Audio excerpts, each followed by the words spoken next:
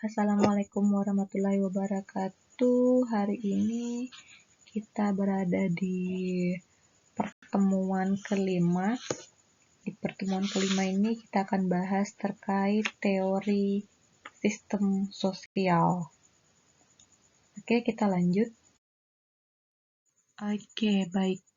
Nah, sebelum kita masuk terkait teori-teori yang ada dalam sistem sosial, perlu kita pahami bahwa dalam praktek pekerjaan sosial itu ada namanya teori sistem. Jadi kita perlu pahami teori ini karena teorinya akan menjadi dasar kita dalam melakukan intervensi, bahkan asesmen atau proses-proses dalam pertolongan. Di beberapa negara juga pekerja sosial ini sudah sangat dicari, sangat sudah dibutuhkan. Di Indonesia saja tahun ini ada beberapa rumah sakit yang sudah buka lowongan PNS untuk pekerja sosial. Bahkan di Makassar itu, Pemprov Makassar membuka lowongan 20 formasi pekerja sosial. Jadi sekarang sudah banyak dan bahkan beberapa wilayah-wilayah lain juga membuka formasi pekerja sosial. Itu tandanya pekerja sosial sudah semakin terkenal dan bahkan dibutuhkan. Nah, karena semakin dibutuhkannya pekerja sosial, sehingga perlu dipahami bahwa pekerja sosial memiliki cara pelayanan yang mungkin agak beda dengan profesi lain. Contohnya kayak dokter, dia punya alat-alat stetoskop, termometer, dan lain-lain. Sedangkan kita, proses pertolongannya melalui beberapa tahapan, mulai dari intake kontrak sampai dengan terminasi. Nah, tahapan-tahapan ini perlu kita lakukan dengan dasar atau teori yang kita pahami dari yang kita sudah diajarkan. Nah, bagaimana cara pekerja sosial menolong? Di sini ya dengan memahami teori-teori yang ada dalam pekerjaan sosial. Nah, teori-teori ini akan menjadi dasar dalam melakukan asesmen hingga intervensi dalam proses pertolongan.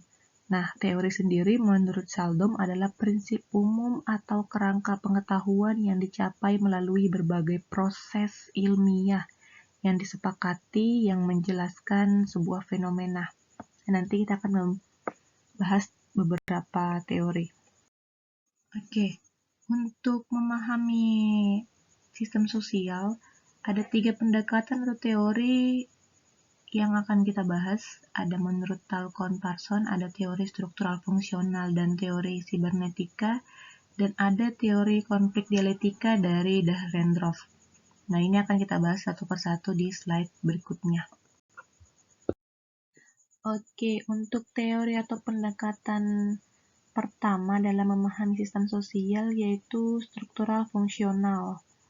Nah, di sini di dalam pendekatan atau teori ini akan mengandung 4 komponen penting yaitu agil yang nanti akan kita bahas di slide selanjutnya. Nah, dalam teori atau pendekatan struktural fungsional ini, dia mengasumsikan bahwa masyarakat itu merupakan sebuah sistem yang terdiri dari berbagai bagian atau subsistem yang saling berhubungan. Nah, bagian-bagian tersebut berfungsi dalam segala kegiatan yang dapat meningkatkan kelangsungan sistem. Jadi, menurut teori atau pendekatan struktural fungsional ini, dia mengasumsikan bahwa masyarakat itu menjadi satu kesatuan atas dasar kesepakatan dari para anggotanya.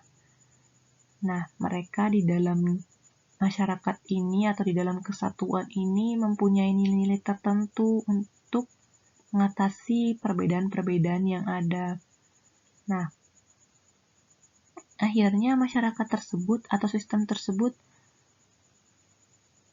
dipandang sebagai suatu sistem yang secara fungsional dia terintegrasi dalam suatu keseimbangan, dan masyarakat juga dipandang sebagai sekumpulan sistem-sistem sosial yang satu sama lain saling berhubungan dan memiliki ketergantungan. Nah, bagian-bagian yang dimaksud di sini yaitu adalah orang-orang atau kelompok-kelompok yang akhirnya akan bersatu, kemudian akan melaksanakan fungsinya seperti fungsi masyarakat atau kegiatannya akan melakukan kegiatan bekerja atau yang lain-lain untuk meningkatkan kelangsungan sistem agar mereka tetap terus berjalan. Nah,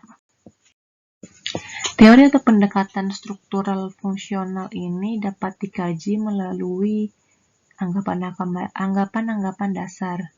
Yang pertama, anggapan pertama itu masyarakat harus dilihat sebagai suatu sistem dari bagian-bagian yang saling berhubungan satu sama lain. Jadi kita harus memahami bahwa walaupun masyarakat dalam suatu negara atau suatu wilayah tertentu itu memiliki perbedaan-perbedaan suku, agama, bahasa, tapi mereka itu merupakan bagian-bagian yang saling berhubungan satu sama lain walaupun ada perbedaan itu.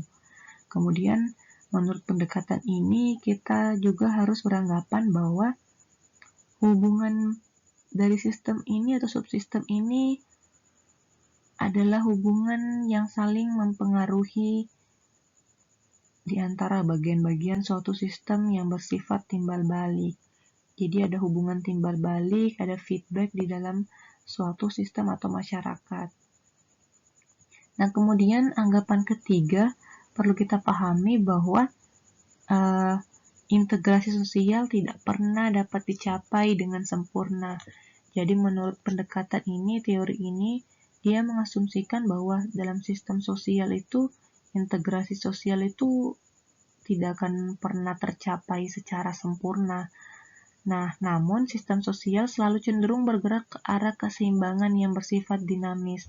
Jadi, di dalam masyarakat itu tidak sempurna, maksudnya tidak sempurna di sini tidak bersatu secara sempurna. Bisa jadi akan ada pertikaian atau konflik atau persaingan secara tipis di dalamnya.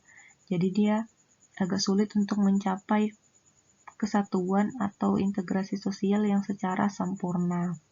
Karena ada perbedaan-perbedaan tersebut, perbedaan nilai, perbedaan budaya, perbedaan agama, dan sebagainya. Kemudian menurut pendekatan ini, yang perlu kita pahami juga ada anggapan sistem sosial senantiasa berproses ke arah integrasi. Jadi, menurut pendekatan ini bahwa suatu sistem sosial atau suatu masyarakat ini senantiasa dia akan berproses ke arah integrasi atau dia akan ke arah yang bersatu, mereka akan saling bersatu. Nah, sekalipun terjadi ketegangan di dalamnya, sekalipun terjadi perselisihan, penyimpangan, tapi sistem sosial atau masyarakat akan senantiasa mengarah ke damaian, ke persatuan. Kemudian anggapan kelima bahwa perubahan-perubahan dalam sistem sosial itu terjadi secara gradual, atau dia terjadi secara perlahan-lahan atau bertahap. Jadi, perubahan-perubahan yang terjadi dalam masyarakat itu dia akan pelan-pelan bertahap-tahap melalui penyesuaian-penyesuaian antara masyarakat atau kelompok-kelompok. Kemudian anggapan yang keenam, faktor yang paling penting dalam integrasi suatu sistem sosial adalah konsensus atau mufakat.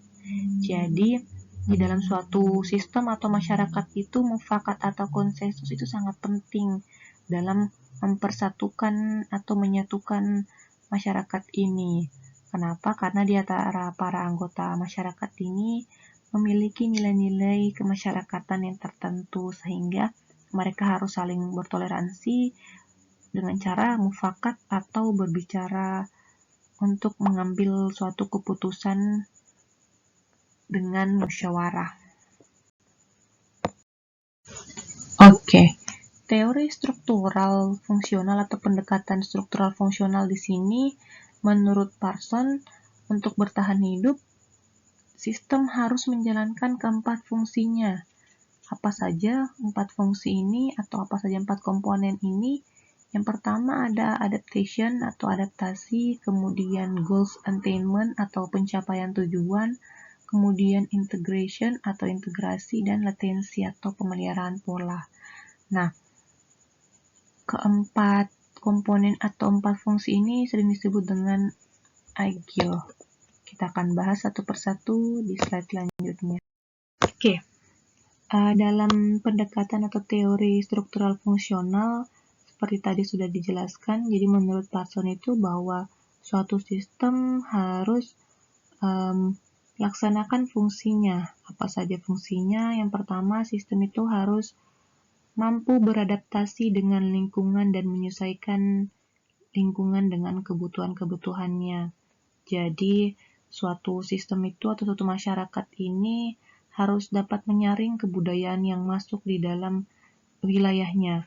Jadi contohnya kayak di Bali, karena di Bali sudah punya aturan cara berpakaian sendiri, cara bersopan santun, berbicara dengan orang yang lebih tua, maka walaupun ada budaya luar seperti turis yang sering datang, dia akan tidak terpengaruh atau tidak terlalu terpengaruh terhadap budaya-budaya luar yang datang. Kenapa? Karena dia sudah punya aturan atau nilai-nilai sendiri yang sudah ada di wilayah tersebut.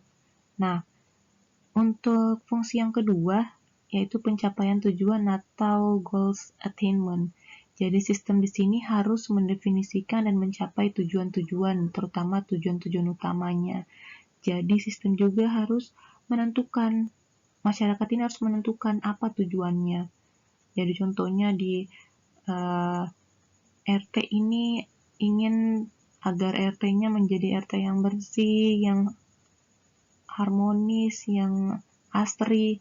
Nah, dia atau sistem-sistem ini, masyarakat-masyarakat ini, orang-orang ini akan bersama-sama menentukan tujuan, kemudian membuat visi misi bagaimana caranya mencapai tujuan tersebut. Kemudian ada fungsi integrasi. Jadi di sini sistem harus mengatur hubungan-hubungan bagian-bagian yang menjadi komponennya. Jadi di sini integrasi di mana sistem ini akan mengatur dari fungsi adaptasi, pencapaian tujuan, dan juga latensi. Jadi dia akan menggabungkan dan mengatur bagaimana sistem harus beradaptasi dengan lingkungan, bagaimana sistem harus mendefinisi dan mencapai tujuan, dan juga bagaimana sistem harus melengkapi dan memelihara motivasinya. Nah, untuk fungsi yang keempat ada namanya latensi atau pemeliharaan pola. Nah, di sini sistem harus melengkapi, memelihara, dan memperbarui motivasi individu. Di sini, di mana masyarakat atau sistem tersebut harus menciptakan dan juga mempertahankan motivasi yang sudah ada di dalam suatu sistem tersebut agar tetap berjalan dengan baik dan juga tetap menjadi dasar atau pegangan dari sistem tersebut. Oke, selain 4 komponen atau 4 fungsi Agile tadi, Parson juga menemukan 4 sistem. Yang pertama ada sistem tindakan, yang kedua ada sistem kepribadian, yang ketiga ada sistem sosial, dan yang keempat ada sistem kultural. Untuk masing-masing penjelasan kita akan bahas di slide berikutnya. Baik, selain tadi ada Agile, Parson juga menemukan 4 sistem dalam memahami suatu sistem sosial. Yang pertama ada sistem tindakan. Nah, sistem tindakan ini adalah sistem yang mendorong orang untuk bertindak. Jadi contohnya di Indonesia ada Pancasila. Nah, Pancasila ini akhirnya menjadi pedoman untuk mendorong warganya melakukan apa-apa yang ada dalam 5 sila. Seperti dengan menghargai keberagaman agama yang ada di Indonesia, kemudian menjunjung tinggi hak-hak manusia dengan keadilan, kemudian menjunjung tinggi persatuan kesatuan bangsa dengan mengadakan musyawarah mufakat, kemudian menghargai semua yang ada di masyarakat agar terciptanya masyarakat yang adil dan makmur. Nah, kemudian ada juga sistem kepribadian. Nah, sistem kepribadian ini adalah sistem yang menjalankan fungsi pencapaian tujuan dengan mendefinisikan tujuan sistem dan memobilisasi sumber daya yang digunakan untuk mencapainya. Jadi, sistem kepribadian ini seperti motivasi. Jadi, ada motivasi yang diberikan kepada sistem atau masyarakat untuk sama-sama mencapai tujuan yang telah disepakati. Kemudian ada sistem sosial. Nah, sistem sosial ini adalah sistem yang menangani fungsi integrasi dengan mengontrol bagian-bagian yang menjadi komponennya. Jadi contohnya sosialisasi. Nah, saat melakukan sosialisasi kepada masyarakat, kita perlu sistem sosial. Sistem sosial ini adalah orang yang dapat mengontrol atau memiliki pengetahuan yang lebih, yang mampu mensosialisasikan apa yang ingin kita sosialisasi. Contohnya, saat kita ingin sosialisasi tentang jauhi narkoba, kita pakai atau kita minta narasumber dari BNN atau pekerja sosial yang berada di bidang NAPSA.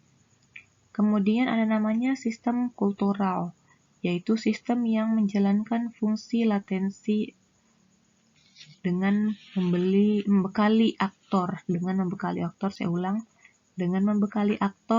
norma dan nilai yang memotivasi mereka untuk bertindak.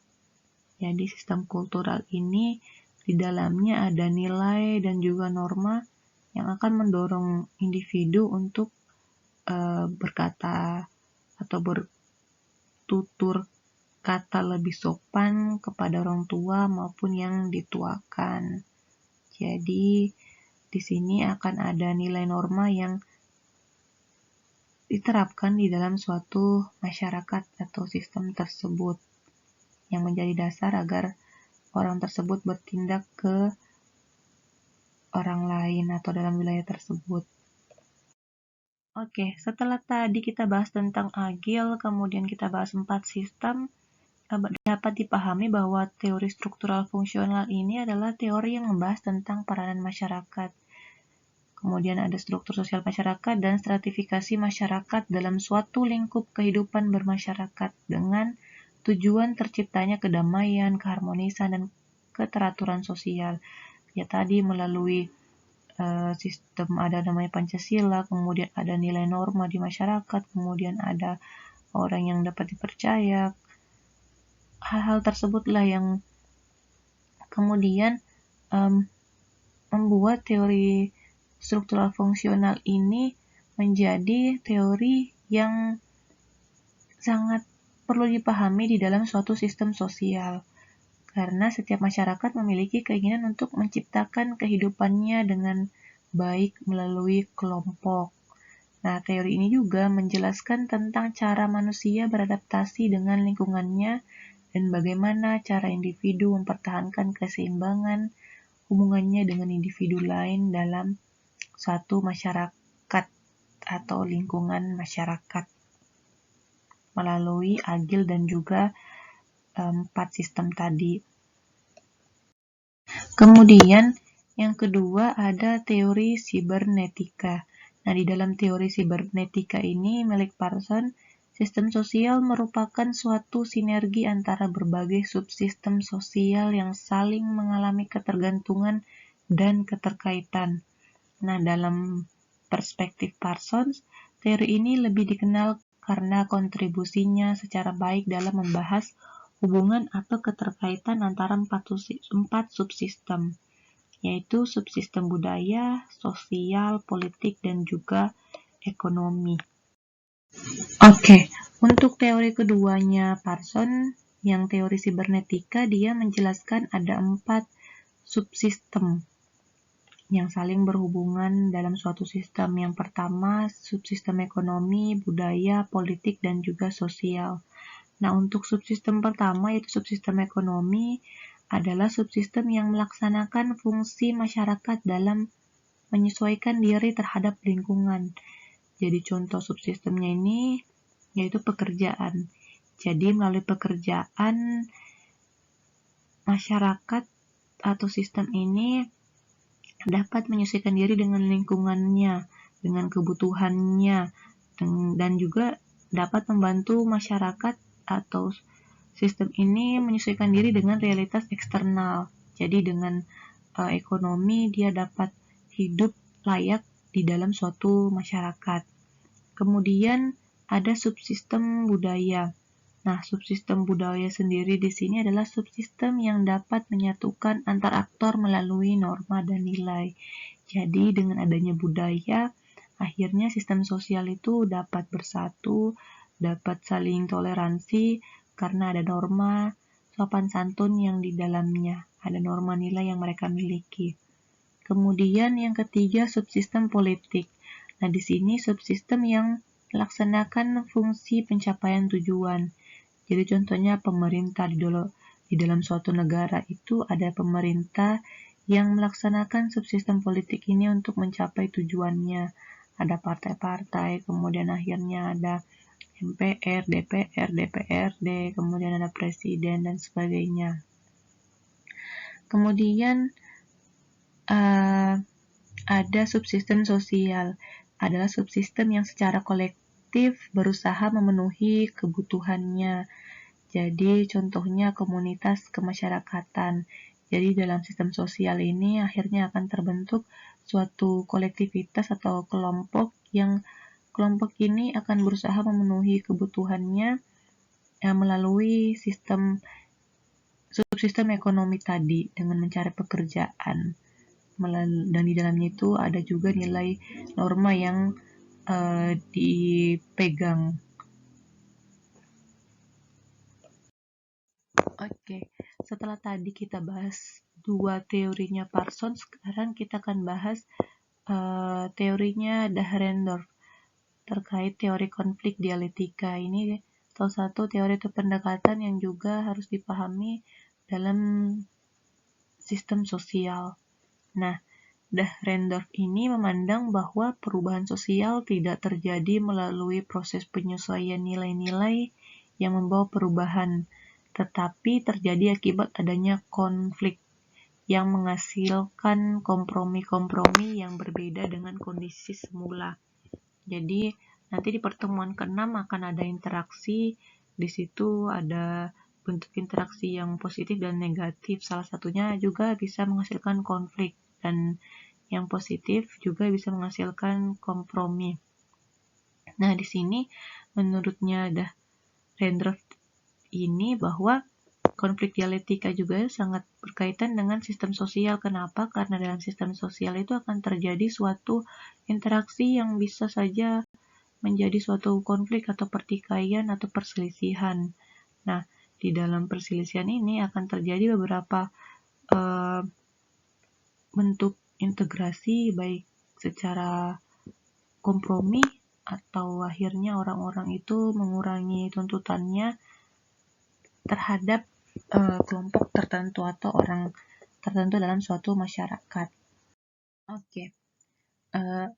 Selanjutnya kita akan bahas terkait asumsi dasar dari teori konflik dialektika.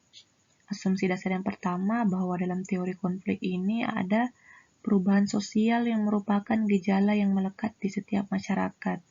Jadi menurut teori konflik dialektika perlu dipahami bahwa akan ada perubahan sosial yang terjadi di suatu masyarakat atau suatu sistem sosial. Kemudian asumsi dasar yang kedua, setelah perubahan sosial ada konflik. Konflik adalah gejala yang melekat pada setiap masyarakat atau suatu sistem sosial. Karena perubahan sosial terjadi, kemudian dapat menimbulkan konflik.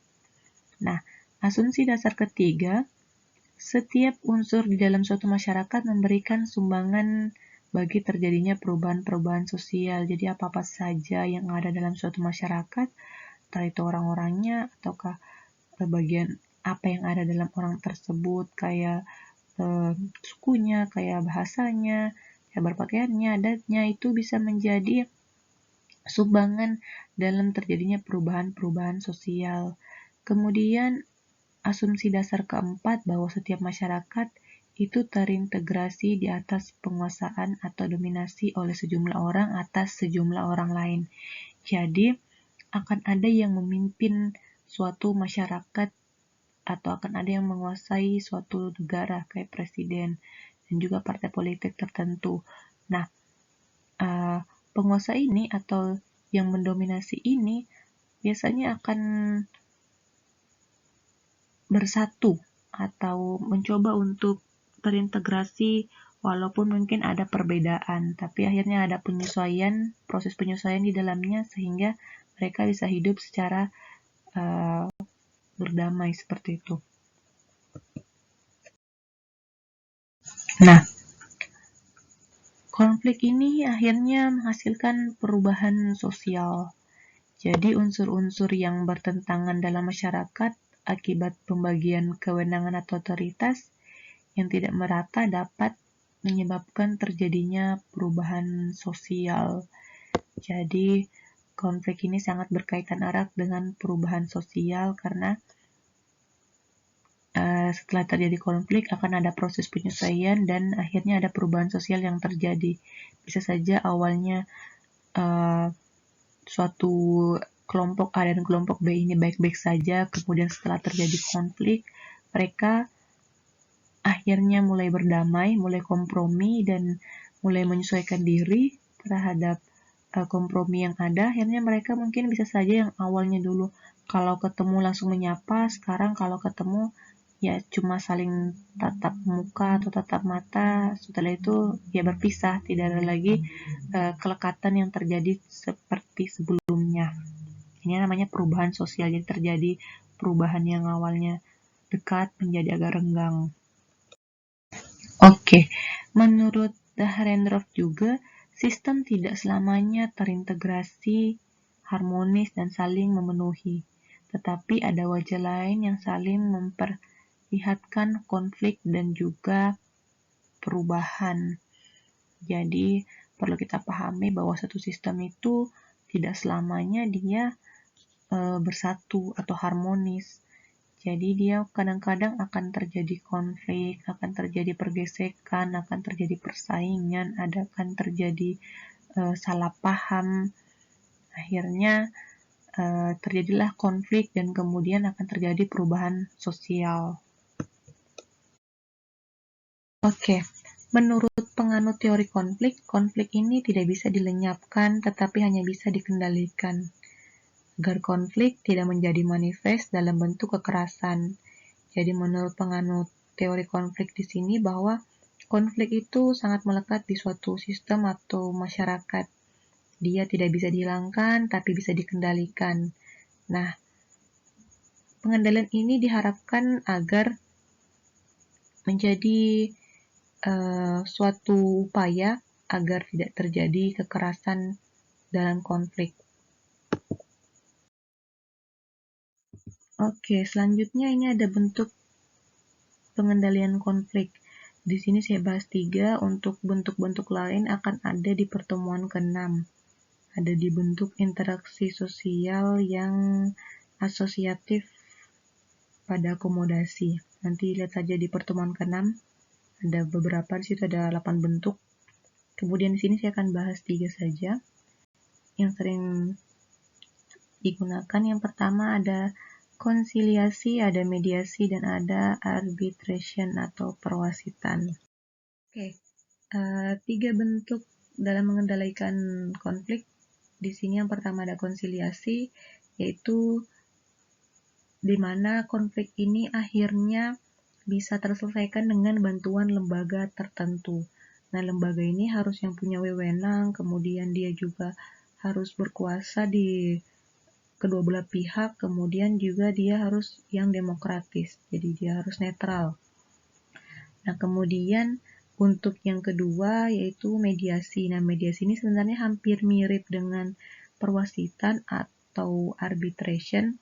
Jadi kalau mediasi ini dia pihak ketiganya hanya memberikan nasihat-nasihat penyelesaian konflik. Dia tidak punya wewenang untuk menentukan keputusan penyelesaian masalah dari kedua pihak. Sedangkan kalau di perwasitan arbitration, pihak ketiga ini dia punya wewenang atau kekuasaan untuk mengurangi konflik. Nah, sehingga kedua belah pihak ini harus bersepakat menerima atau malah terpaksa menerima keputusan yang telah diberikan oleh pihak ketiga ini. Jadi,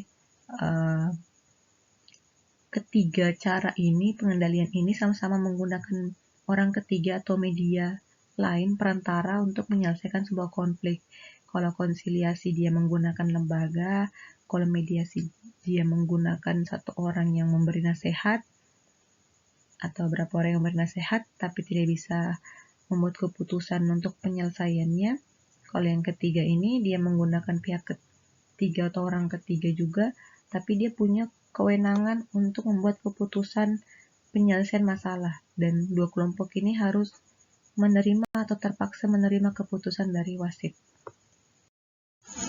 Nah, perlu kita pahami bahwa jika pengendalian konflik efektif yang tadi telah dibahas, maka akan menjadi kekuatan pendorong terjadinya perubahan-perubahan sosial yang terus berlanjut. Jadi, kita tahu bahwa di masyarakat itu akan ada perubahan yang terjadi karena perkembangan zaman, karena perbedaan yang ada di dalam masyarakat itu sendiri.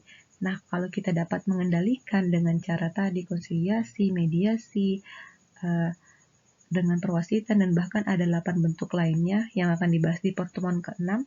Kalau kita bisa mampu itu kayak toleransi, kompromi, dan lain-lain, kita dapat beradaptasi dengan perubahan-perubahan yang ada. Perubahan yang ada itu akan terus berlanjut dan kita tetap bisa menjalankan perubahan atau menyesuaikan diri terhadap perubahan tanpa ada kekerasan atau konflik yang sangat mengganggu sistem tersebut.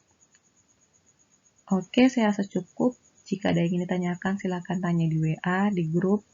Jangan lupa tag saya. Terima kasih. Assalamualaikum warahmatullahi wabarakatuh.